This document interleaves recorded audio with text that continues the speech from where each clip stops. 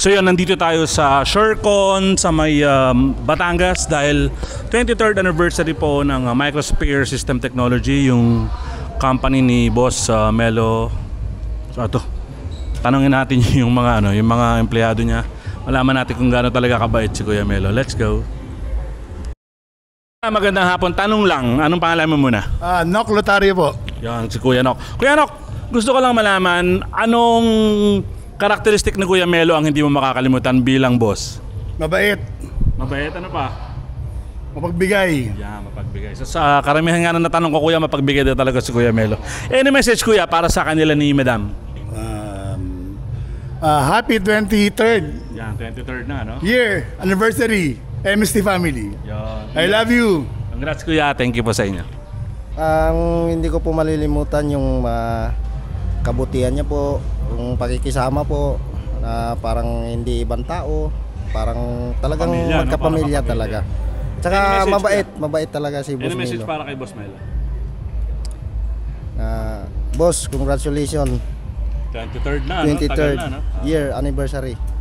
Thank you so much. Thank you, bro. Sana po kayo magpatuloy pa. Thank you, bro. Thank you. Boss, happy anniversary. Gaano ba kabait? Mabait ba talaga? Oo. Sobra. Sobrang bait mo, boss. Sige. Thank you. Thank you, boss. Happy anniversary, boss. At more blessings to come. Yun. Idol, totoo bang mabait si Kuya Melo o joke-joke lang yun? Hindi natin alam eh. Gusto ko kumpirma yun eh. Sobra po. Sobrang bait talaga. Anong nagawa ni Kuya Melo ang hindi mo makakalimutan? Mabait, mapatulungin sa kapwa. Matulungin talaga, no? Salamat, Idol. So yan, galing na yan sa mga kaibigan mismo ni Kuya Melo. Actually, sa totoo, parang ang sinasabi nila para-parehas, hindi sila tinatratong iba talaga ng Kuya Melo. Parang pamilya na. Boss, happy anniversary. I love you, boss. Yan. Sa akin, sir, yung sa pamilya ko, hindi siya kung ano yung kailangan ko sa pamilya ko, sasabihin ko sa kanya, nakasuporta palagi. Yun. Maraming salamat, Kuya. So, Idol, any message para kay Kuya Melo? Ngayong anniversary nyo. Anniversary nyo eh. Nagpapasalamat din ako sa kanya dahil tumagal din ako rito sa trabaho ko. Talaga? Dahil sobrang bait. Idol! Ikaw, Idol, anong message mo kay Kuya Melo? Ang masasabi ko ay maraming salamat kay Boss Melo. Yan. Happy anniversary. Sabi nila mabait daw eh, totoo ba? Opo, mabait. Baka joke lang eh. Napakabait ni Boss Melo, boss. Ay, sir. Maraming tulungan tao. Marami talaga.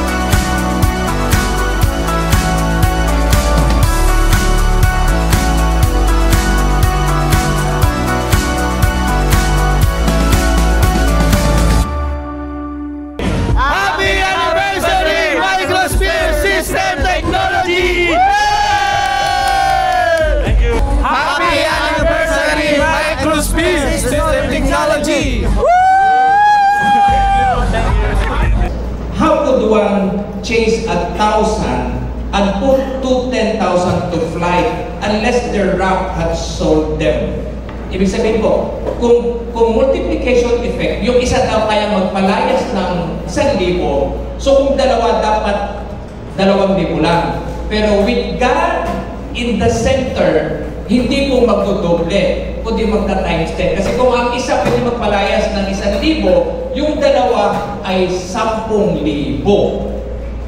Magandang negosyo kapag ka ang Lord ho ang involved. Last na, MST, may sinulat po ako dito sa Ra.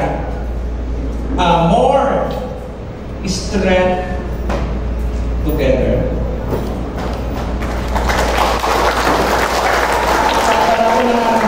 More business, more companies to transact with, more lives to be touched.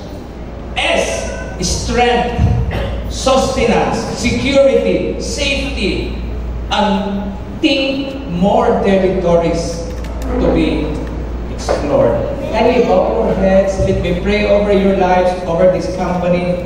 Father, I thank you, God, for 23 years of your faithfulness. Now that they are celebrating their 23rd with the theme of Together We Are Stronger, God, may each and every one of them have realized that they put a value, God, in this company. Salamat sa wisdom na binibigay mo, Boss, kay Boss Melo at kay Boss Rem, Panginoon, sa staff at sa lahat ng empleyado. Lord, malibang ikaw ay magbigay ng karunungan.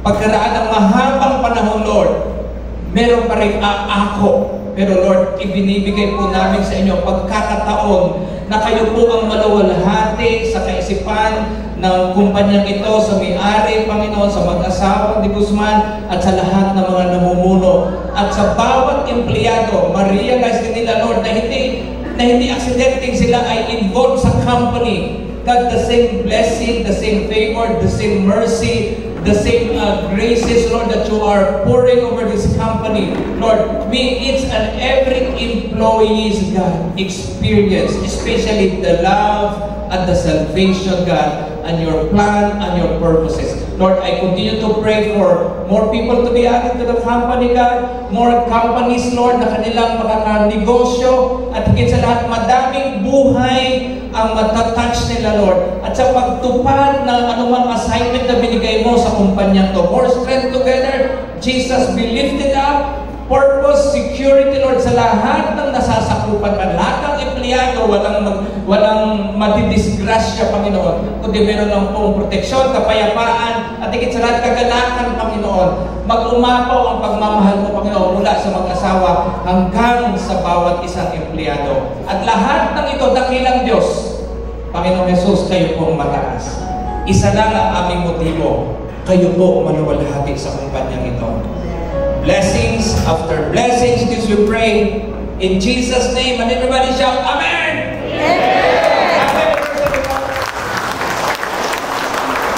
Maraming salamat po, Pastor Fred po. Una sa lahat, magandang hapon sa inyo, sa mga kaibigan, family, and friends. Took their time para maki-celebrate sa aming anniversary. May kodi po ako. So as we stand together today, celebrating another year of Microsphere System Technology, puno-puno ang puso ko ng gratitude, pride, and honor kung looking back kung ano yung mga na-achieve natin for the past 23 years or last year. But more than that is that I am very, there's a gratitude of me how God has brought us, how far God brought us today. So this moment isn't only about looking back, it's about honoring the journey, the challenges we face, the growth we experience, and the unwavering faith has sustained us. It's also about reaffirming our commitment. So, kung familiar kayo sa mission and vision and commitment ng Microsphere, I want to reaffirm this commitment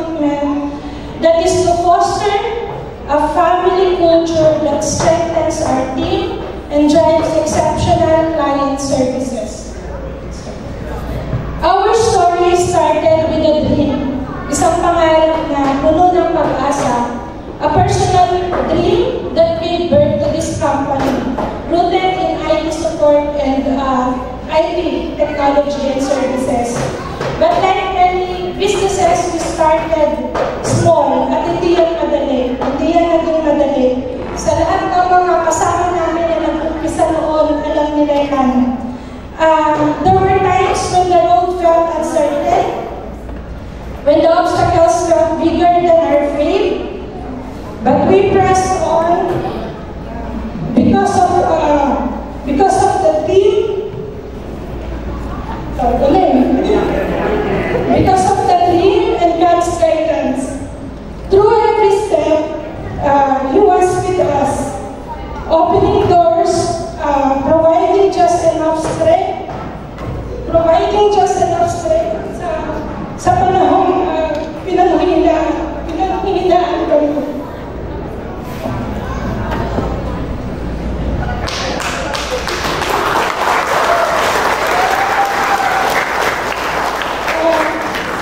There were also unexpected things happen when we were led into a shift we never planned for. From IT support,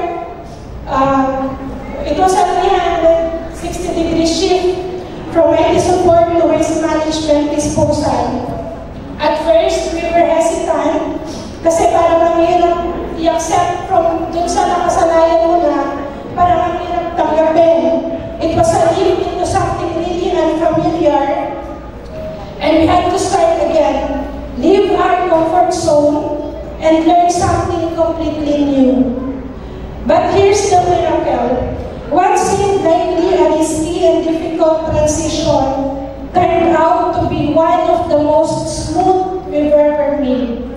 Sa palagay niyo bakit? Because of you.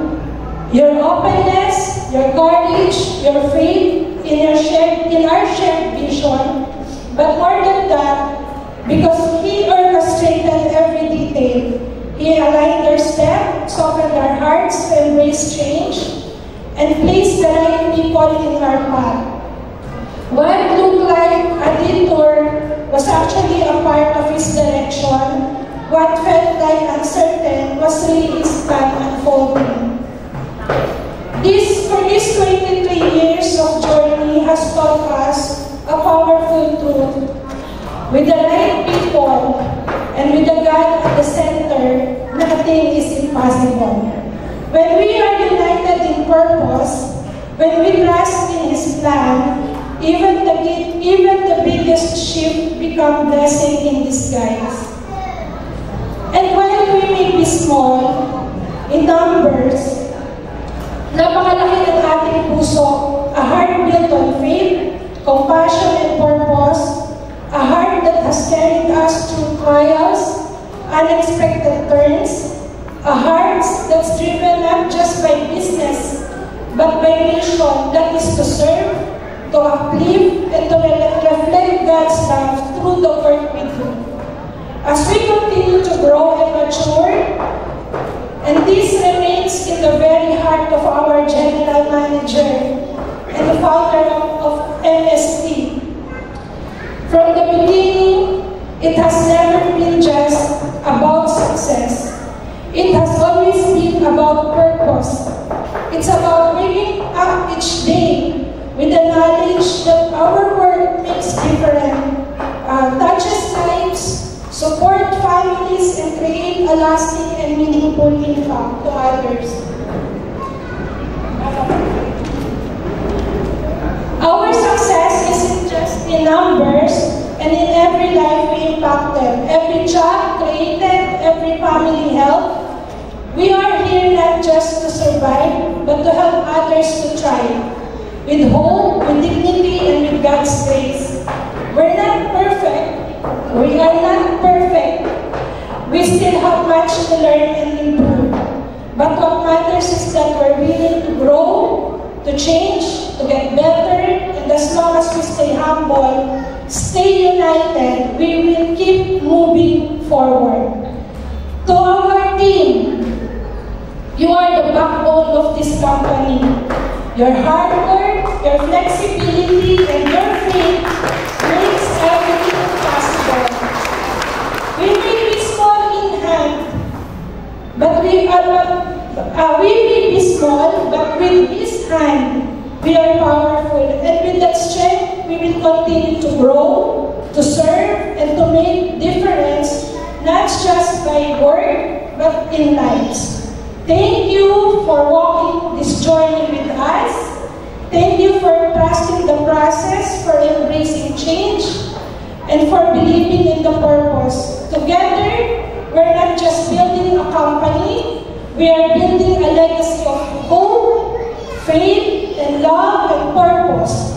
Here's another year of fulfilling our calling, our delivering excellent service, of transforming services into meaningful impact, of changing lives and making difference. God bless you all and God bless our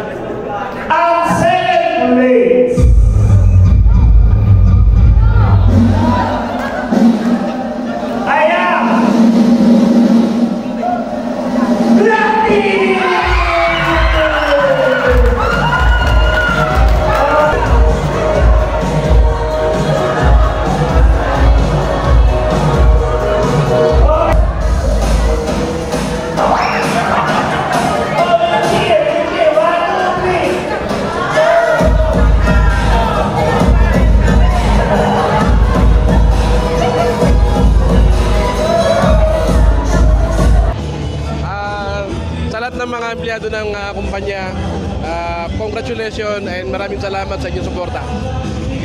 To everyone, thank you. Thank you, Mama.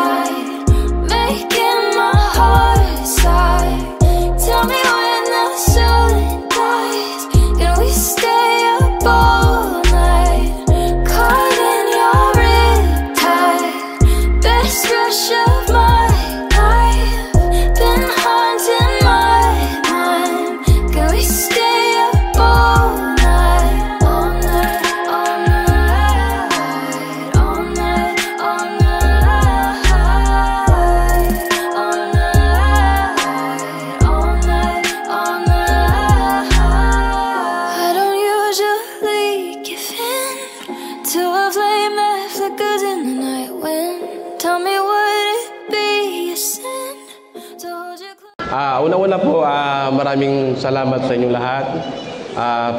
Una-una pala ang ating Panginoon. Pangalawa, yung ating mga bisita, family, saka yung mga kasama ko sa hanap buhay. Sa ngayon, kanina pa ako nag-iisip kung ano ba ang pwede kong statement sa inyo dahil ako mismo, sa 23 years ng ating kumpanya, hanggang ngayon hindi pa ako makapaniwala. Kasi, alam niyo naman, galing ako sa wala, galing sa wala yung kumpanya, pero hanggang ngayon, panaganip pa rin sa akin tong 23 years ng ating kumpanya. Hindi po ganun kadali para maabot natin itong taon na to. Tunay talaga na may Diyos na buhay.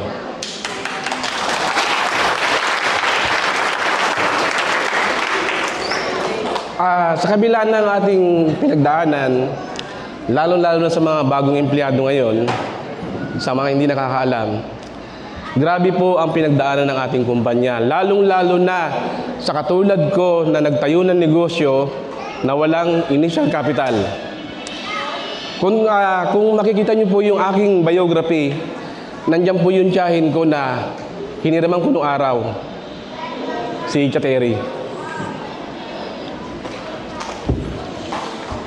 Pero ang masasabi ko lang sa mga empleyado, itong nakikita nyo ngayon dito na Together We Stronger, matagal ko nang kilim yan sa Panginoon.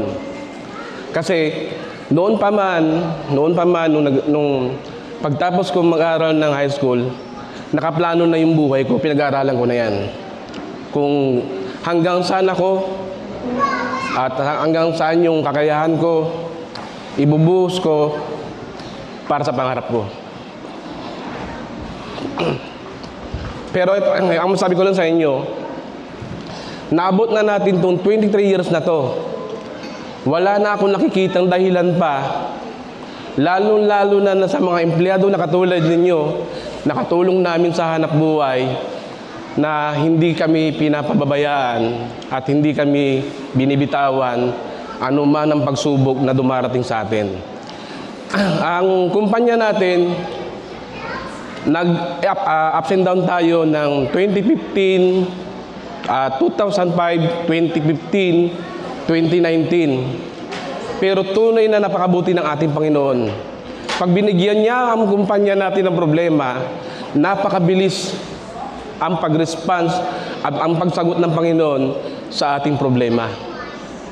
Kaya sabi ko nga sa inyo, minsan lang ako nangarap noon. Sabi ko, bigyan ako ng asawa na maayos, makakasama ko sa habang buhay. Tinupad niya sa akin yon. Sabi ko, Panginoon, bigyan mo pa ako ng hanap buhay na kaya kong itayo. Ang kapalit naman yan, kako, tutulong ako sa lahat ng mga taong makakasama ko sa hanap buhay. Siguro napansin nyo naman na yan, hindi lang kayo bilang empleyado ang aking mga tinutulungan. Pati yung mga kapuspalad na lumalapit sa atin ay bukas sa ating pintuan para tumulong tayo sa abot ng ating mga kaya. Ngayon, i-encourage ko lang kayo mga empleyado ng kumpanya. Yung mga sinabi ko sa inyo, pwede nyong pang pag-aralan, pag-uwi nyo, pagtapos ng kwestiyon na to. Kung ako bilang may-ari ng kumpanya, nag-i-aim ako ng ating kinabukasan, nangangarap ako ng ating kinabukasan na may resulta. Ngayon, ang hihilingin ko naman sa inyo, pag mayroon tayong trabaho o mayroon akong pinag-utos sa inyo, bigyan niyo ako ng resulta. Alam niyo kung bakit? Kasi kung ako nangangarap na matupad yung mga pinapangarap ko para sa inyo, yun ang hinahanap ko, resulta ng ating trabaho. Kasi sa totoo lang talaga, ito, para malaman ninyo lahat, yung pamilya ko, kaya ko nang buhayin yan na wala akong empleyado. Sa laki ng koneksyon ko, sa lawak ng koneksyon ko, at laki ng impluwensya ko na sa ngayon, kaya ko nang kaming apat lang. Pero hindi yun ang pinangarap ko na ipinangako ko sa Panginoon. Ang sabi ko, gabayan mo ako at tulungan mo ko, Panginoon, ngayon sa ating organisasyon na ating napakaliit na kumpanya na umuunlad. Hindi ako nauubusan ng pag-asa. Marami nang naniniwala sa akin ngayon. Nung araw, marami akong inuutangan ng puhunan, pero walang nagtitiwala sa akin ngayon. Pero ngayon, maraming lumalapit sa akin na pwede gusto mag-invest sa ating kumpanya. Tapos magre-report ka pa doon sa financer mo, sa amo mo. Kung kaya natin pagtulungan, kung naabot natin yung 23 years na ito, bakit hindi pa natin pagtulungan na alam nyo naman na ang pangarap ng kumpanya ay para sa inyo? Susundan ko lang yung kwento ko kanina. Kaya ko nang mamuhay na kaming 4 lang ng mag-iina ko. Pero alam niyo ba na ang pangarap ko ay mabigyan kayo ng magandang buhay. Sa ngayon, hindi pa kaya ng kumpanya. Kaya kumuha tayo ng lote na 1 hektarya. May balanse na lang tayo doon, di ba, Ninong Jerry? 300,000 na lang. Ako, kay Ma'am Med, sabi ko, 4 lang naman tayo, 2 lang anak natin. Sabi niya sa akin, sige ko, ano magandang plano mo, tuloy mo lang. Ngayon, yung sinasabi kanina doon sa video kanina na pabahay, tulungan nyo kung tulungan kayo. Pinapasok ng mga customer ngayon na hindi na katulad noon. Pangarap ito na kailangan natin tuparin sa tulong ninyo. Dahil unang-una sa inyo pa lang, wala na akong nakikitang mali. Unang-una pa, pangalawa, wala nang basura sa atin. Wala na tayong empleyadong adik, wala na tayong empleyadong magnanakaw. Tinanggal na natin lahat yan. Ngayon, kung iniisip mo sa sarili mo na handa mong mahalin yung kumpanya, tandaan mo, automatic, mahal ka ng kumpanya.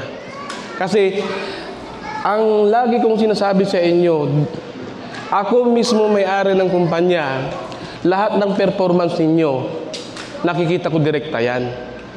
Hindi yan may pagkakaila na yung ginagawa yung kabutihan sa ating kumpanya ay walang kasuklian.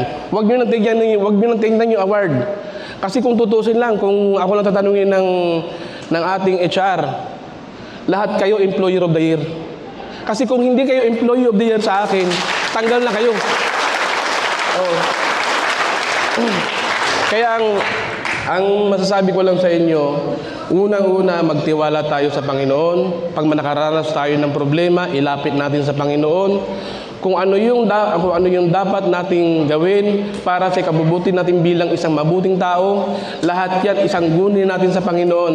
Dahil alam ko mismo sa sarili ko, na witness ko na yan, na walang ibang makakatulong sa atin, kundi ang ating mahal na Panginoon.